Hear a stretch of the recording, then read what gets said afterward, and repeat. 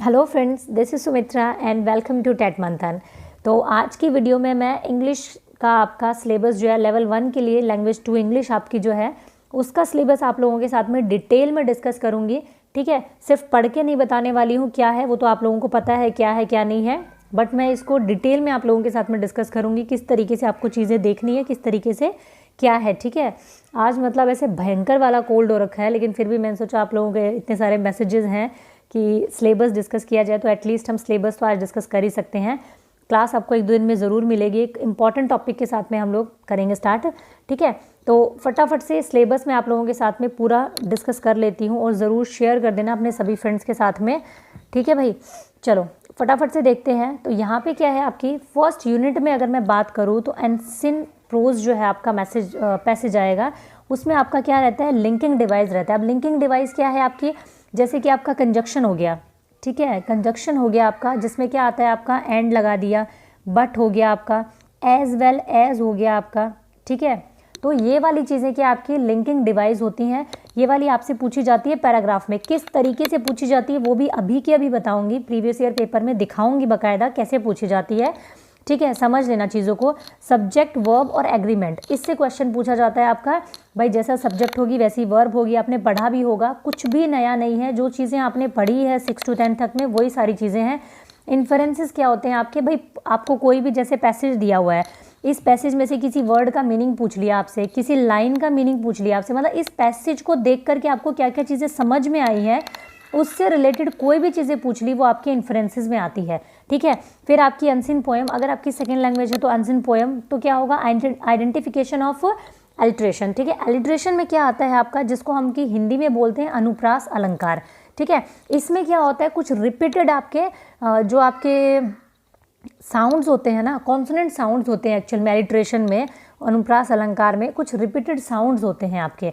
ठीक है, जैसे हम कोई भी पोएम पढ़ते हैं तो आपने देखा होगा ना, साउंड होते हैं उसके अंदर में, रिपीट में होते हैं कुछ कुछ चीज़ें, अभी समझाऊंगी आगे मैं उसको।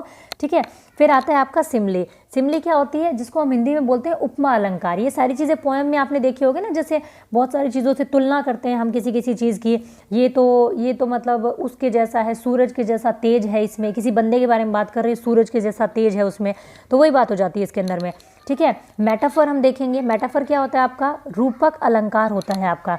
ठीक है, फिर आता है आपका पर्सोनिफिकेशन। अब पर्सोनिफिकेशन क्या होता है, किसी भी चीज़ का मानवीकरण करना। जैसे अगर मैं ये कहूँ कि मतलब किसी भी ऑब्जेक्ट को एक इंसान की तरह मतलब पोएम में बताया जाना, जैसे मैं कहूँ my alarm clock yells at me to get out to bed every morning. भाई मेरी अलार्म जो है मेरे ऊपर गुस्सा करती है रोज़ उठने के लिए, तो अलार्म थोड़ी ना सच में मेरा सर फोड़ रही है, लेकिन ये क्या है, अलार्म को एक मानवीकरण कर दिया, उसका मनुष्य की तरह इस्तेमाल किया जा रहा है। सूरज जो है ना वो मेरे ऊपर आग उगल रहा है, तो सूरज को इंसान थोड़ी है, किसी तुम्हारे ऊपर आग उगल रहा है, वो क्या है, मानवीकरण कर दिया। पोएम्स में अक्सर आपने देखा होगा ना, इस तरीके से ऑब्जेक्ट्स को उसका पर्सोनिफिकेशन करते हैं। फिर आता है आपका एसोनेंस। एसोनेंस क्या होता है आपका, एसोनेंस क्या होता है, repetition of vowel sounds. Vowel sounds का रिपीटेशन होना, जैसे कि ये हो गया आपका मीट लिख दिया, बीक लिख दिया। अब ई ए का जो रिपीटेशन साउंड है ना यहाँ पे, ये पोएम्स में जो रिपीट होता है साउंड आपका, ये आपका होता है वोवल साउंड। ये भी दिखाऊंगी क्या होता है, एसोनेंस भी क्या होता है दिखाऊंगी।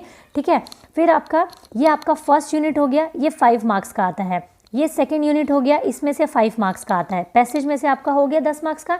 उसके बाद में ये वाला पोर्शन आपका फिर आता है 5 मार्क्स का। इसमें आपके मॉडल्स, एक्सिलरीज आएंगे, फ्रेजल वर्ब्स और ईडियम्स आएंगे, आपके लिटरेरी टर्म्स आएंगी।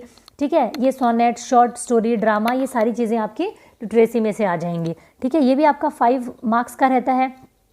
उसके बाद में अगर मैं बात करूं तो ये आपका रहता है, फिर उसके बाद में आपकी ये वाली यूनिट आती है। इसमें क्या होता है, basic knowledge of English sounds and their phonetic transcription. ठीक है, इसमें क्या होता है, इंग्लिश के जो साउंड्स, अरे जो हमने शुरू में सीखे थे ना कि के से आपका क बनता है, सी एच से आपका च बनता है, ये सब साउंड्स जो होती है ना, इसके बारे में आपको बेसिक नॉलेज होनी चाहिए और उनके फोनेटिक ट्रांसक्रिप्शन के बारे में पता होना चाहिए आपको। जैसे कि एक क्वेश्चन आया हुआ है आपका, प्रीवियस ईयर में पूछा गया है कि जो बॉय वर्ड है, ठीक है, उसका जो है फोनेटिक सिंबल क्या होगा, तो इसका क्या होगा देखो मैं अभी दिखाऊंगी तुम लोगों को कि बॉय जो है ना, आप कभी भी इसको ना गूगल की जो आपकी डिक्शनरी होती है ना उसमें सर्च करोगे तो ये BOI लिखा आता है इस तरीके से, ठीक है। तो यही आपके ऑप्शन में दिया हुआ था, तो इसका ये वाला फोनेटिक सिंबल क्या होगा, BOI, बॉय ऐसे पढ़ा जाता है बॉय, ठीक है। तो ये वाला आपका पूछा जाता है पेपर में, इसी तरीके से फोनेटिक साउंड्स पूछे जाते हैं आपके, ठीक है।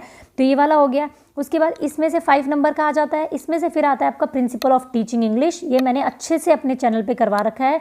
Communicative approach of English language teaching, ये वाला नहीं हुआ। बाकी challenges of English teaching English, ये वाला मैंने करवा रखा है। लैंग्वेज डिफिकल्टीज, एरर्स और डिसऑर्डर्स बहुत अच्छे से चैनल पे रखा हुआ है ऑलरेडी, ठीक है। हेडिंग उस पर सीटेट की मिलेगी, लेकिन हेडिंग से ऐसे घबराया मत किया करो, चमका मत किया करो, ठीक है।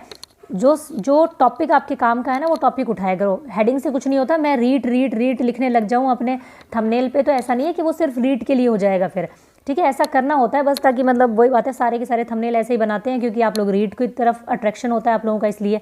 मेथड ऑफ इवैल्यूएशन और आपका रेमेडियल टीचिंग, इसके अंदर आपका डायग्नोस्टिक भी आएगा, रेमेडियल टीचिंग भी आएगा, ठीक है। मेथड ऑफ इवैल्यूएशंस भी आएंगे आपके सारे। तो ये वाला आपका 5 नंबर का ये वाला हो जाता है। टोटल आपका 30 मार्क्स का ये आपका बनता है। अब इन सब चीज़ों को थोड़ा सा समझाती हूँ आपको मैं। ये देखो इस तरीके का आपका पैसेज होता है, ठीक है। उसमें से आपके इस तरीके के ये क्वेश्चंस होते हैं, 5 क्वेश्चंस होंगे पैसेज के अंदर से। 40 to 44 आपको करना है।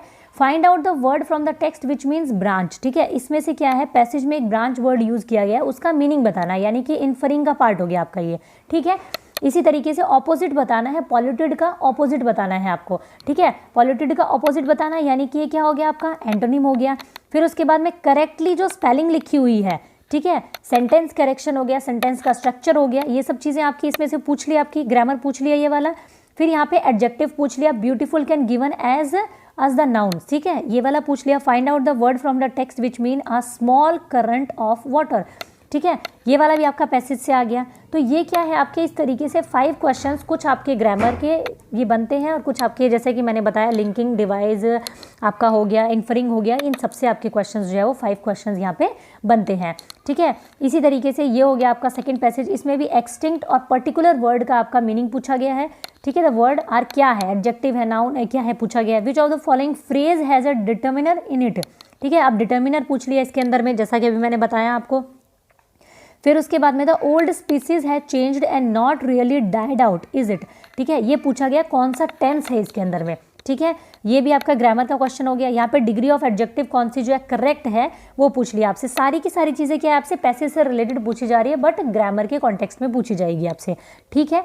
इस तरीके के आपके पैसेज आएंगे। अब जैसे मैंने बताया प्रीवियस ईयर में पेपर में आया हुआ आपका कि बॉय जो है उसका जो है फोनेटिक साउंड क्या होगा। देखो यहाँ पे आप जब भी कभी डिक्शनरी में देखोगे ना, हमेशा गूगल आपको बताता है कि उसका जो प्रोनाउंसिएशन साउंड कैसा होगा और उसकी जो फोनेटिक साउंड होती है, फोनेटिक सिंबल्स जो होते हैं उसको किस तरीके से लिखा जाता है, ठीक है। तो ये आपके ऑप्शंस में दिया हुआ है। तो इस तरीके की चीज़ें जो है वो आपसे पूछी जाएंगी, ये आपको ध्यान रखना है, ठीक है। तो यही था आपका जो आपका सिलेबस था, मेन सिलेबस जो था आपका यही था। इसके अलावा एक और चीज़ थी, जैसे मैंने आपको बताया था कि एसोनेंस जो है वो क्या होते हैं।